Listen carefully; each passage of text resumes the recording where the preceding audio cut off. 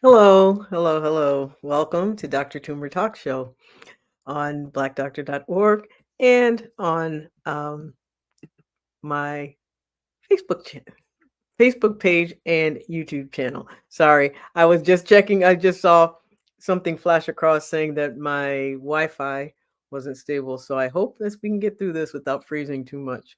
If not, I'll repeat it or repost and record and repost. So, for those of you who are tuning in, thank you very much for showing up. Thank you. And at the end, I'll have an opportunity for you to ask me questions. And for those of you who are tuning in for the first time, I'm Dr. Catherine Toomer. I am a family medicine and community health physician. I'm also the founder of Total Weight Care Institute. And I talk a lot about health, wellness, and weight care in all its forms and all its glory. And I also help people maximize their health and wellness through weight loss, and I teach physicians how to provide compassionate and caring and complete weight care for their patients so that they can be totally healthy. So, and so really within my realm, there's nothing that's off limits. So if there's any topic you'd like me to talk about, please leave me a message either in the comments here. I do see them and I keep track, or on my YouTube channel, or just you can DM me or send me an email at courage@drtoomer.com. So today I wanted to talk about the how exceptionalism or the exceptions are sort of can be problematic for some of us. Actually, for many of us, we there's so that what we consider normal or the norm is what is usual and what we expect. What is exceptional are things that are outside of the norm, that are not typical. So, what happens in the weight care space is often that things that are really the exception are being touted as the norm.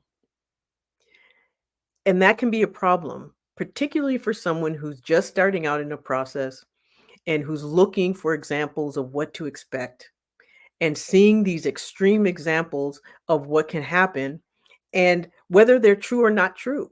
That's one of the problems of finding things on the internet, reading stories. You just never know if they're actually true or not. But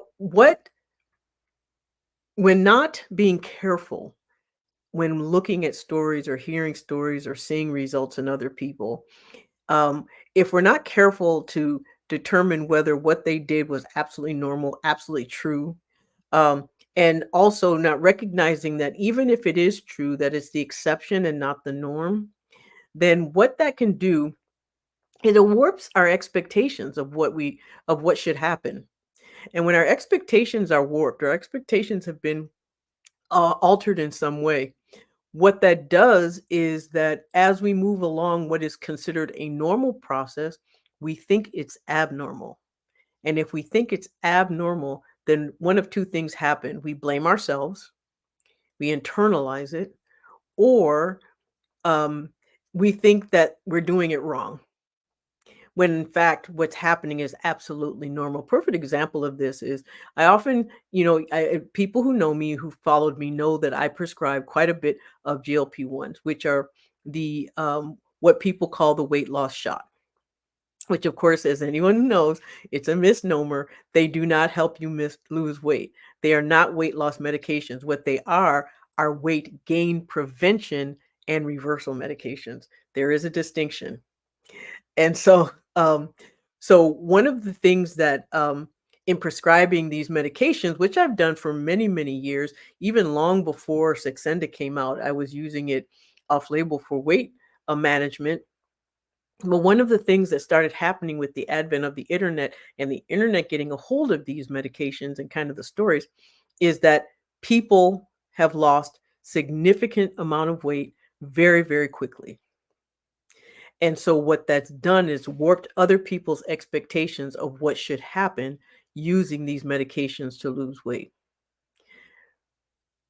The problem is that in diet culture, we have always had people who have gone to extremes. We've always had people who have abused medications who have gone to great lengths, unhealthy lengths to lose weight, and now some people are using these medications to do it. And so they're getting really outlandish results, which are the exception and not the rule. But what's happening is there are people on the medications who are expecting the same results when in fact those results are unhealthy and they shouldn't even be obtainable. They shouldn't be what you want. And so, but what that help does is that when we feel like we're the problem, we feel like everybody else is having a success that we're not. Often what happens is then we internalize these failures that aren't real failures, and then it affects our self-esteem, our sense of self-worth. And so, and then which often then leads to our negative self-talk. And I've talked about this before, how when we talk negatively to ourselves, our body can't tell the difference between us being the bully or someone else being the bully. And so our cortisol levels shoot straight up, and then it becomes completely counterproductive. Cortisol makes our body fat-making machines. So when you're hard on yourself, all that does is make it worse. So again, it does affect expectations and falsely changes expectations of what a process should be.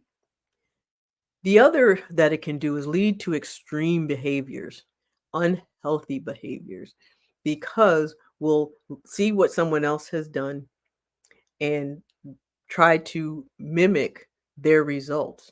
And in a weight care space, that can be dangerous. That can be, um, it can lead to eating disorders or disordered eating.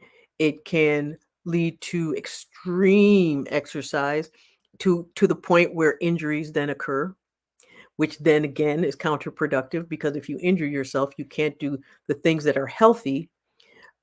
It also can disrupt relationships. If the expectations are extreme and the results are not, sometimes that can lead to certain jealousies. It can lead to friction friends, between friends, or between family members. It can also cause accusatory language to be used, and that can be a problem. And so, just to reiterate again, when something's the norm, it should be normal, it's the usual. But when something is the exception being touted as the norm, then that's where we have toxicity. And that's where we have a problem with disrupting people's expectations for themselves and then also altering their behaviors to try and mimic again what it was that they were seeing. So, how do you then counter this? One of the ways is to choose what you hear very, very carefully. Cultivate your exposure. Follow physicians who have the expertise and the knowledge and the education, the expertise, and I say in the experience that all lead to being knowledgeable in a particular subject, particularly with weight care, particularly with weight health. It is too easy to have a lot of misinformation and danger in that information if not followed properly. And so the other is keep score of those people who do not support you in your efforts. Then don't share those efforts with those people. You have to protect your process. It's yours, it's important, and you need to protect it just like you'd protect anything else that's important to you. The other is when I say cultivate what happens on social media, what that also means is you can like kind of block people. You can unfollow people who give misleading information. You can block and follow people that make you feel a certain way. It doesn't mean that they're bad people, but they're bad for you. And if they're bad for you, then limit their exposure to you and your exposure to them. And that's really important. Um, I always say if it makes you feel some kind of way, then it's some that some kind of way should be away from them because that's really um, what that means. If it disrupts your peace, protect your peace at all costs.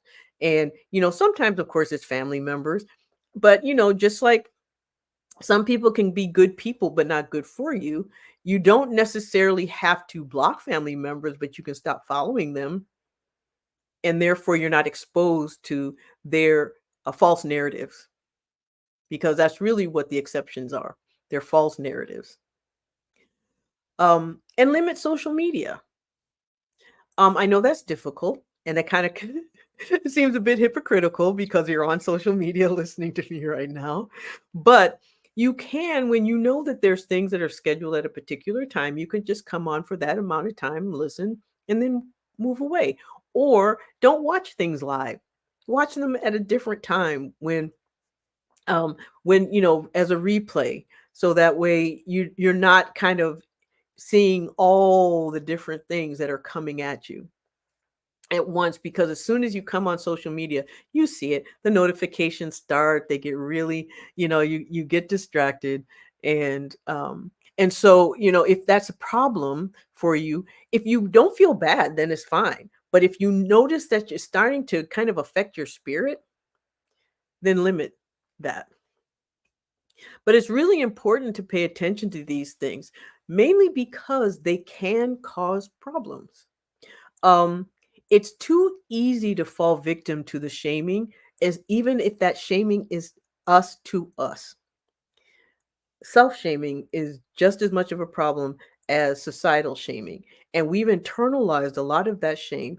I know, as someone who's lost over 100 pounds, and when I was much heavier, it was so easy to blame myself for every single thing that happened, because I would see other things out there that I knew were successful, and I just thought I should be able to do that too.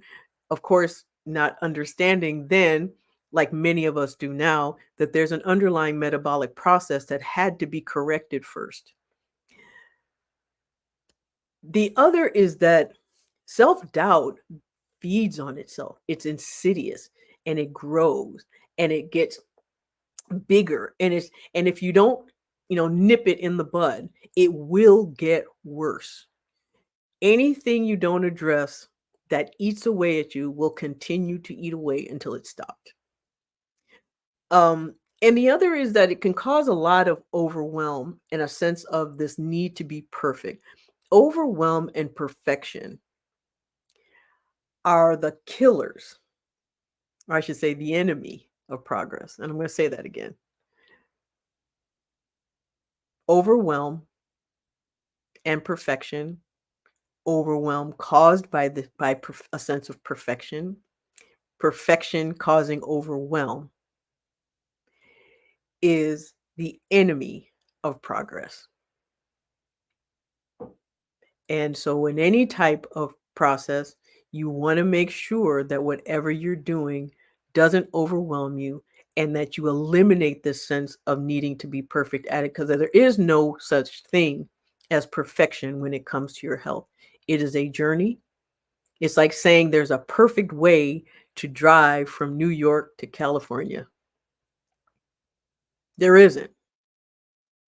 It depends on who you are, what you want to see, how long you want to take to get there, what kind of car you're driving, what kind of vehicle. But there's lots of different ways to get from New York to California. This is the exact same thing. There are lots of different ways to be healthy, to be healthier, to get healthy, to lose weight if that's your goal. And so there is no perfect way. There is no one way. And that's why um, comparing yourself to other people will absolutely kill your hopes and dreams. And it just really does disrupt a process. And then often, because you're comparing yourself to someone who may or may not be telling the truth. I can't tell you how many people, well, it's not doesn't happen very often, but there are some people who I absolutely know for a fact have lost weight using medication, which is fine because that's what they're designed for, to help reverse the causes of weight gain, the metabolic causes of weight gain, which many of us have. But then take their weight loss and use it to guide people in ways that aren't in how they lost it, with, lifestyle changes and exercise. And yes, they may have exercised and they may have made lifestyle changes, but it was their metabolic correction that led to their weight loss. And so you can't always believe everything you see, and you cannot believe everything you think. And so one of the things that I always talk about is my M.E.M.O method. It's M.E.M.O. And what that means is minimal effort for maximum outcome. There is always a point where you're just doing too much, where it's just extra and is not giving you a whole lot of benefit. And so the point is to find that point where you get the results you want, albeit normally are slow. It's supposed to be slow. You want it to be a slow, nice, steady pace.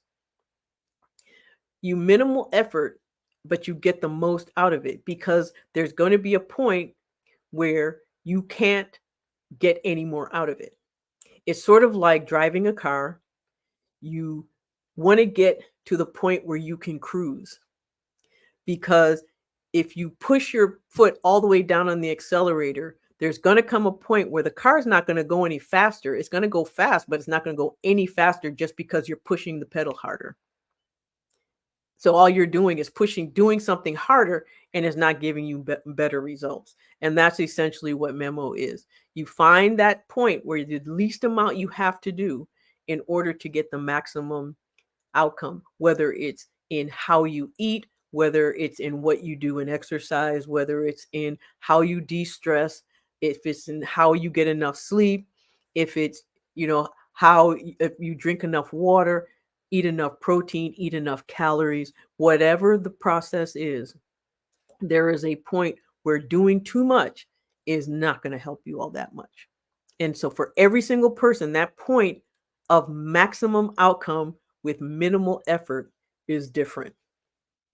And it takes tweaking on every different pillar of health to figure it out. And when you do them one at a time, it's easier. But when you're doing multiple at one time, it's really hard to figure out which one's causing what result. And so doing it stepwise, this isn't a sprint, it's a marathon. You just take your time and you just go through things methodically and intentionally. So again, I'm Dr. Catherine Toomer. I am a family medicine and community health physician and founder of Total Weight Care Institute. I'm also the host of, Dr. Toomer Talks Show on blackdoctor.org and on our Facebook pages and our YouTube channels, where you can find me. And if you want to ask me questions, you can in the comments. If you want to work with me, you can contact me through my website, drtoomer.com. And or you can join one of my Facebook groups. And if you're interested, just let me know. And I can give you I'll probably end up posting them as a comment after this, just to let people know how they can join my groups, because that's where I go in and I do a lot of coaching and I do a lot of educating. And so for people who don't necessarily want to work with me, but want my information, that's a way of getting it. All right. So I'm going to go through the comments because there are a few here. And so thank you, Aunt Cynthia, for watching. I appreciate you being here. And Jennifer Nebraska says, I've been stressing about a slight weight gain, lost 93 pounds, then regained 11. I was firmly on the struggle bus. For the past 2 weeks, I didn't weigh and relaxed. Weight came down, 94-pound loss. Yes. And that's really what happens. Stress is a weight loss killer. And it's not even so much as a weight loss killer. What it does is that weight gain is a way of letting you know that you're under stress. Weight, again, is a symptom. It's only a symptom of something else that's going on. And stress is one of those things that can make you gain faster than anything else. So Chris says, That's correct. Okay, family members can be the most difficult to keep distance from and seems to be the most negative. That is true. And so managing negative relatives is a lifelong skill. It's a lifelong thing that you have to work on. But when you're on social media, at the very least, you can unfollow. You don't have to block or unfriend people so that it's obvious that you're kind of distancing yourself. But you can make it so that your feed is more positive, and so you don't get a lot of the negative comments. And if you do, you can also hide comments in your posts, so you don't read them over and over and over again every time you get a notification. Um, so it said, I did find the warrior class wasn't really helping as much as I thought it once was, so I stopped, and it's not seeing any negative results from it. I'm not sure exactly what that means, but I'm assuming that's some type of an exercise. Sounds like warrior. I don't know. It seems too extreme for me, so that's probably why I don't know much about it, because I'm a moderate. I'm like do everything in moderation type person. So, um, yeah, warrior is a mindset as far as I'm concerned. If it's something physical, I'll probably pass and then just do something like a modified version of that. Um, let me see. Yes, my mother has been for a visit. She's heavy too, but doesn't stop her hurtful words. Well, mainly because that's self-incrimination, that self-worth, the self-esteem issues are are difficult. And often what we'll do, rather than insulting ourselves, we're insulting ourselves in our head, but then we insult other people who look like us or who represent who what we don't like about ourselves maybe, or who remind us that we don't like very much. And so they'll lash out. And that's usually the person. It's on the person. It's on the person putting out the negativity, not the person who's receiving it. Unfortunately, we do tend to blame ourselves, particularly when it's our mother. I mean, it's one of those family relationships that is very, very difficult to manage when it's negative. Um,